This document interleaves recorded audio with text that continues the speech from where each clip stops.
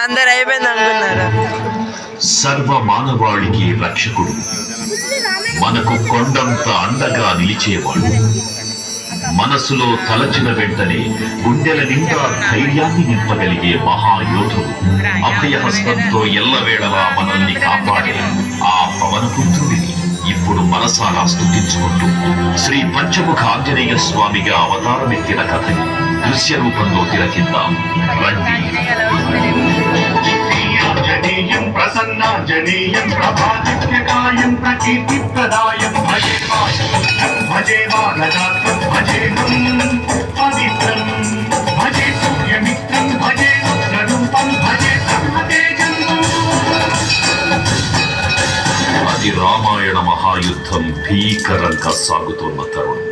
శ్రీరామచంద్రుని సారథ్యంలో వానర సైన్యంతో విజృంభిస్తూ లక్ష్మణస్వామి తనతో పోరాటం చేస్తున్న రావణుడి కుమారుడు ఇంద్రజిత్ తలని బాణంతో ఒక్క వేటుతో వేరు చేశాడు.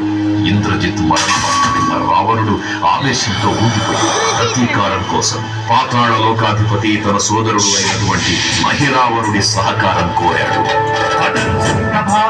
సాయంత్రమీ నామ సంకీర్తనలు చేసి నీ రూపు వర్ణించి నీ మీద నేదండ మూర్తి గావించి నీ సుందరం పెంచి నీ రాసదాసుండనై రామ వస్తుండనై నిన్నుడే గొల్చెదన్.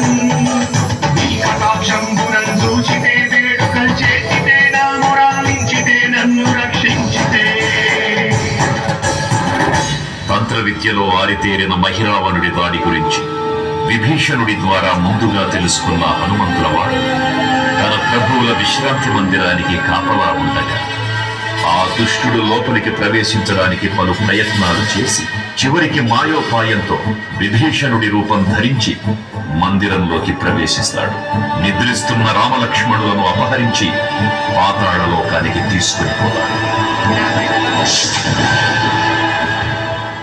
అంజనాదేవి గర్భమయా దేవ నిన్నెంత వారన్ దయాశాలి వై చూచియుం దాతవై నిలిచియుం తొల్లి సుగ్రీవ కుమ్మత్రి వై స్వామి కార్యార్థవై ఏగి శ్రీరామ సౌమిత్రులను చూచి వారిని విచారించి సర్వేసు పూజించి యత్నానుజం అంటూ గావించి వారిని సంపించి సచిలను దీక్షించి నిష్కింధకేతం